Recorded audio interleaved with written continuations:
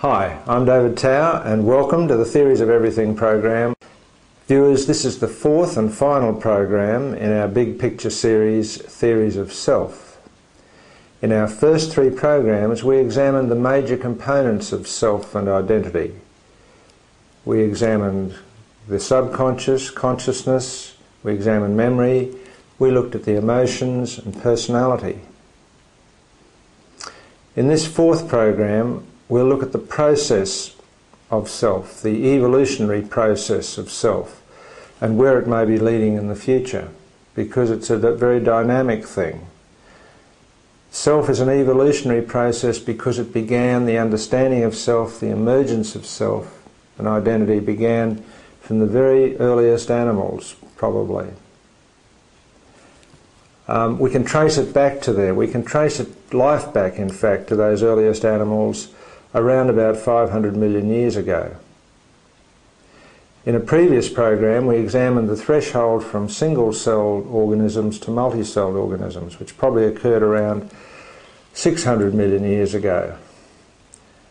But by about 550 million, 500 million years ago, the first tiny sort of tadpoles, little tadpoled animals with heads and tails and a very small backbone and the very beginnings of a nervous system and perhaps tiny proto-brains started to evolve.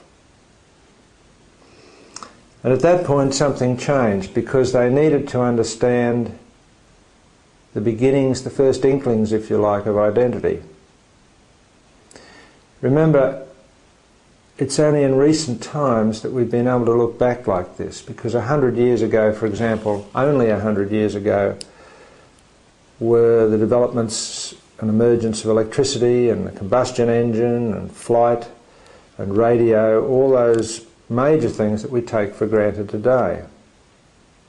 Today we're born into an incredible reality. Each generation is born into a different reality. Our reality just happens to be one that is about to show its real potential, is about to enable us to go back and look at the very earliest beginnings of life and understand that process of evolution towards ourselves, to understand ourselves for the first time. And one of the biggest breakthroughs there, combined with the emergence of computers 50 years ago, combined with the early imaging techniques of the body, the earliest CAT scans and now the earliest magnetic resonance imaging processes, brain scanning processes. For the first time we're able to understand the mental processes, the thoughts, the functions of the brain, in fact, that drive us in our day-to-day environment. And by understanding the brain through those technologies, we can now go back into the past and understand the evolution. Because you can look at life as a continuum, viewers. You can look at it as something in space and time that continuously evolves. Because of the new technologies, we're able to observe this sequence. We're able to observe the genes that were there in the very earliest tiny animals through to fruit flies and are still conserved. Blocks of genes, 10% of the early genes of fruit flies, for example, are still there in the human genome. We can see them today. Because with the new technologies we can not only understand the brain and the emerging science now, neuroscience and brain cells, we can understand all the other elements as well. We've got technologies that enable us to sequence the genome. So our human genome has been sequenced, but so have a number of other animals, including our nearest relatives, primates, but also going right back to bacteria, to fungi, to various viruses, parasites, etc. So this gives us an incredible bird's eye view, if you like, of how we've come to be the way we are today. And this not only shows us the genetic processes going on, but overflows into the behavioural processes, the emotional processes as well. So here we are today on this new threshold, with this new vision, if you like, right on the threshold between being able to understand the past and how we got here and how we may evolve into the future. So that's extraordinarily exciting. And if we go back around that to those earliest animals, we see that the very first thing they had to do was differentiate themselves from their environment.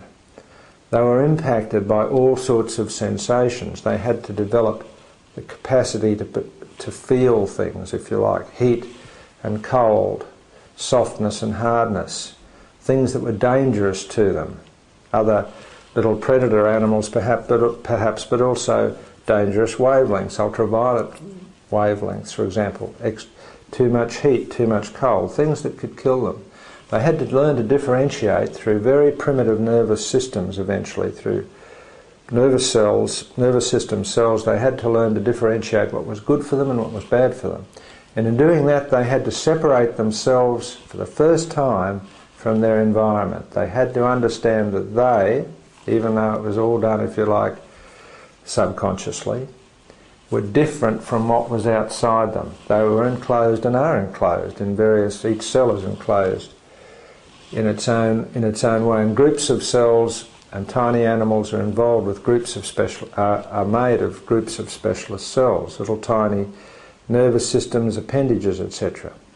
So that was the beginning, to differentiate and have and evolve specialist cells to tell them when, through their feelings, if you like, through feeling the environment, what was happening to them, and take action to avoid anything that was dangerous, to survive. It was all driven by survival. Now, eventually also, as they developed little appendages, so that they could move around, they also had to know what those appendages were doing. So they had to develop specialist cells again, not just to perceive changes in their environment, but where each part of them was, where their head was, where their tail was, where their little proto-arms or legs were. This was very important, to be able to map, in other words, the body parts in relation again to their environment. And they developed little control systems. If we go back, we can see the beginnings of those neurotransmitters that still exist today in human brain cells. Serotonin and dopamine, for example, that code for various, in humans or in primates, code for hierarchy. They code dopamine or codes for the ability to differentiate between what's good for the organism and what's bad. In other words, if there's not enough dopamine, not enough pleasure or pain, it fills that void. It acts as a control system between the cells. So these were there right then. They were the early control systems. They enabled that very early feedback to tell those animals, those little tiny animals, what was going on. And then they had to differentiate themselves from others. First the environment, then others in the group. That was absolutely vital. So viewers, we reach a new threshold here in the emergence and the evolution of identity and self. We reach the threshold of groups, whether it's flocks of birds, shoals of fish, prides of lions, beehives, termite nests, whatever. There is strength in groups. You can have specialist individuals performing different functions, defence, rearing the young, for example, going out and finding food, all sorts of functions. So therefore the strengths of, just as in human groups, can be amplified. And also it's great defence, of course. A group is can provide much stronger resistance to predators, for example. And has an intelligence factor as well. The intelligence of a group as of a hive of bees or a nest of termites is far superior to any one individual. And that happens with all groups, in fact. As we're linked through the internet, the intelligence of global intelligence, scientists linking together, individuals linking together, can provide much greater intelligence than any one individual.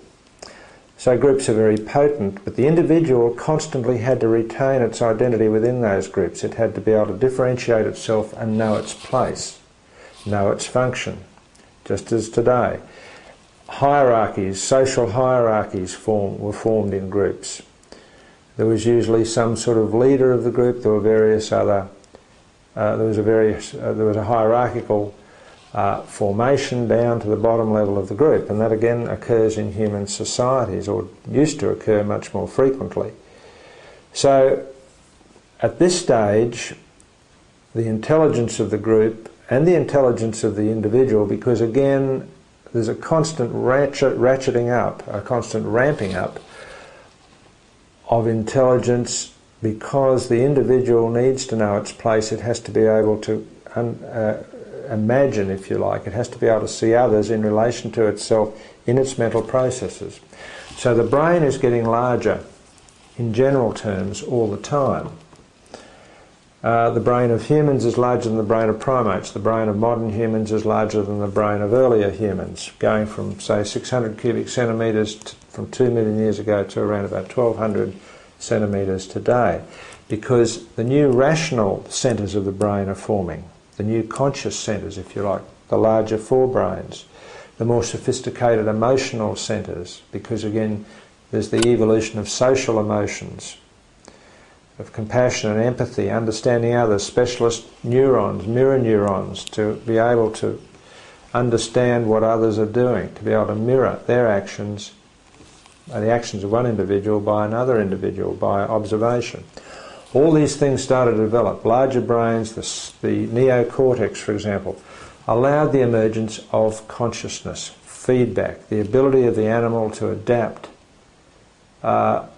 much more quickly, to learn better forms of memory, more effective memory, as we've discussed, more effective, a much larger range of neurotransmitters. All these things ramped up, and they particularly ramped up, if you like, from the early emergence of animals to around about 20 million years ago. Then the earliest mammals, for example, perhaps around 60 million years ago, to more modern primates.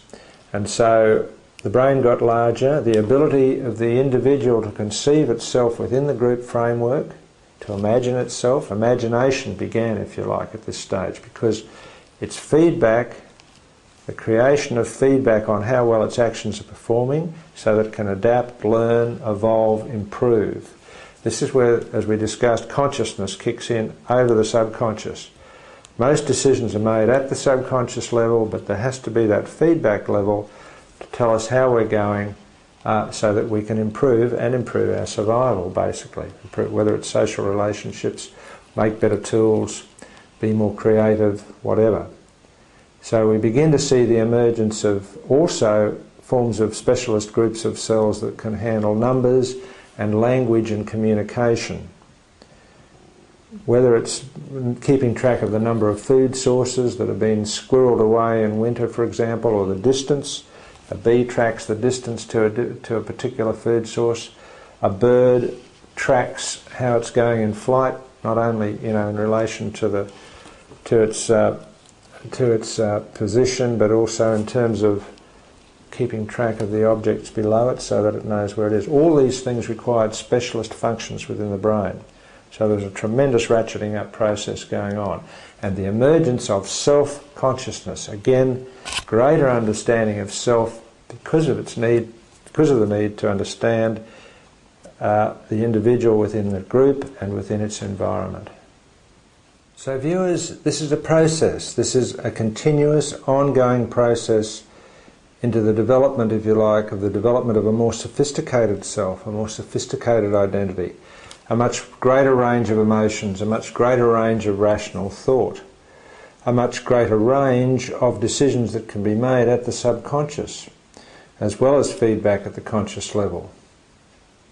So early humans are starting to develop techniques that improve their survival even more, another threshold, if you like, because imagination, or the ability to see self in relation to others, is really about risk minimisation.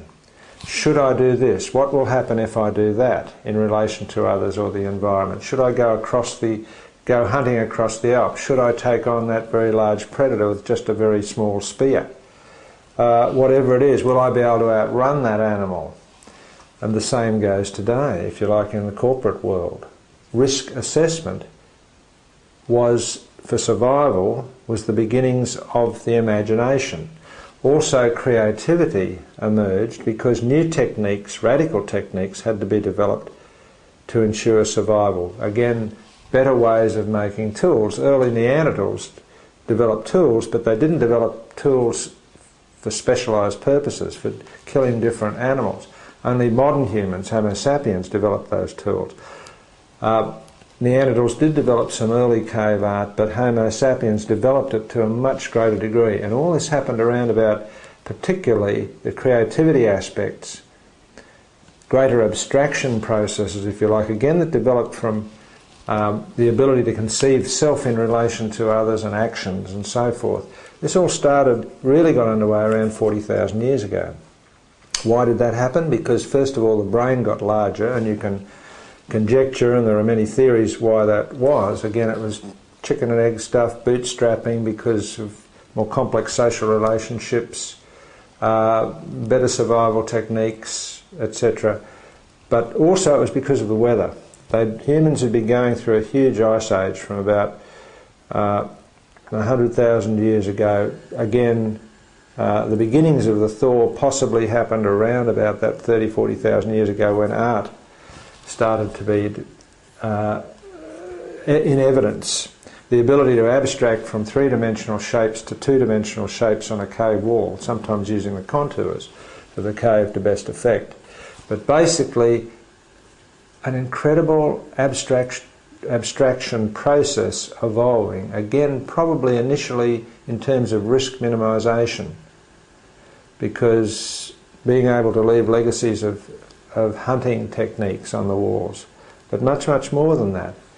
Going further into the abstraction, to perhaps process to be able to see the beginnings of something different, to see the beginning of other worlds, the emergence of shamans and their techniques. But creativity was essential, and it happened as the thaw was beginning. And remember, it was well underway by about 15,000 years ago, and humans had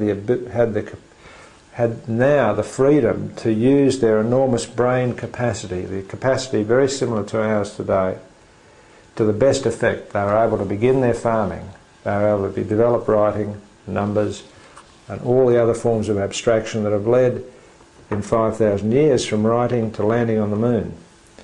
An incredible speed up. So,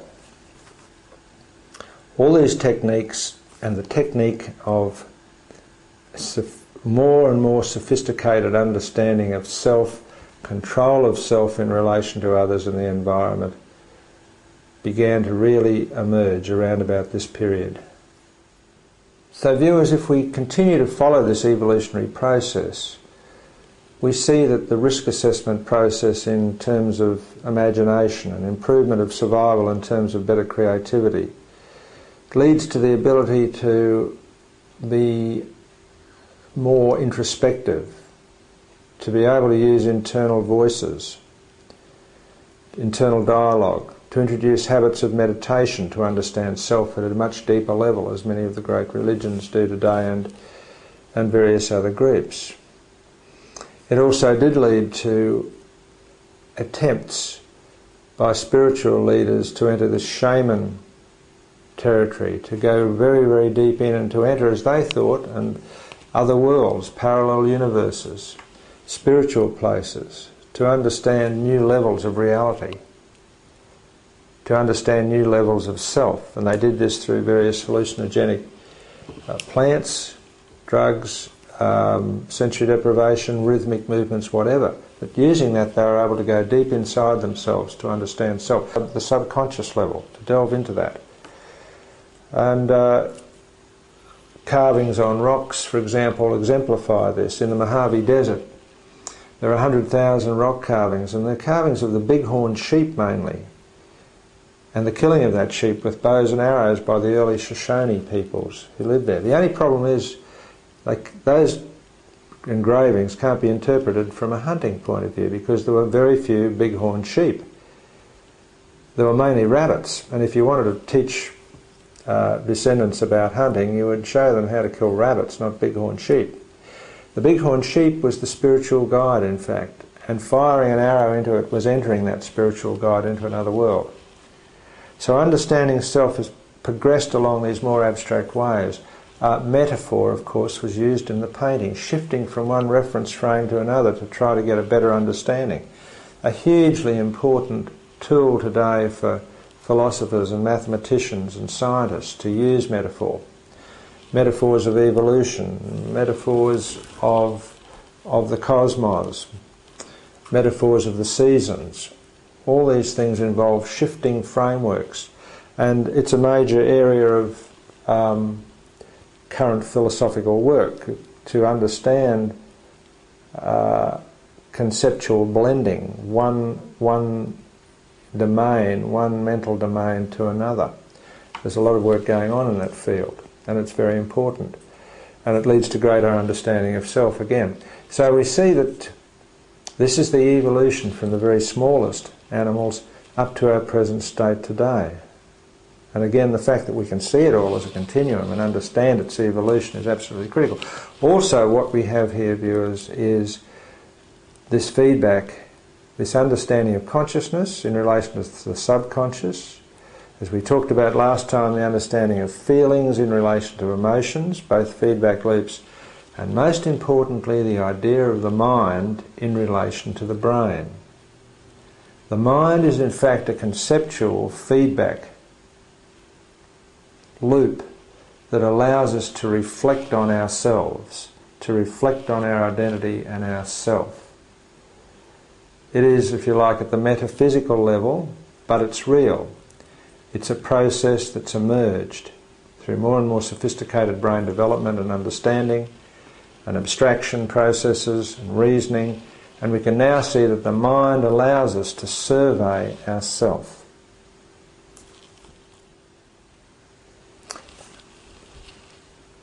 And now, viewers, we've come to the point where we can address the seminal question. The question of whether our form of consciousness, our form of mind, our form of self can be simulated or replicated or developed in an alternate form, whether it's in the form of a robot, whether it's in the form of some sort of combination of human and computer or whatever. Is what we've been talking about, the notion of self-identity and everything that goes to make up it, is it a purely human thing? Or will this process of evolution continue to the next level? Is it something that can be replicated once an organism of whatever sort, whether it's made from silicon, whether it's made from other organic elements, in whatever form, can it reach the same level of sophistication? What we're really talking about here is, can we simulate a human and at the same time simulate the things that we feel, our subjectiveness, our cognitive processes, our identity?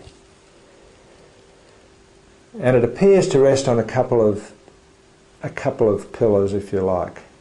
It's not so important the material out of which this substitute us, substitute I, substitute self is made. It's more related to the complexity excuse me, of that entity, the complexity of the identity, the networks involved. And we've reached a point now where we're beginning to build fairly sophisticated networks of simulated neurons in the form of computers, in the form of robots, in the form of simulations of the evolutionary process itself, using genetic algorithms, evolutionary algorithms that replicate evolution. Because this is only going to work, and it's only going to be achievable, and will only progress further through an evolutionary process, and in fact through replicating the evolutionary process that started way back with our evolution with the first cells.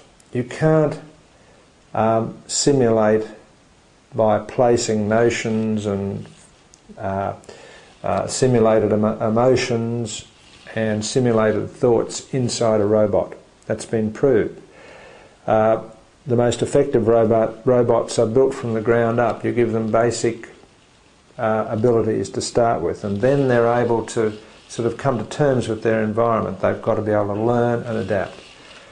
Only through an evolutionary process similar to the one we've been talking about, but one which can be immensely speeded up perhaps, and to end up with an immensely complex organism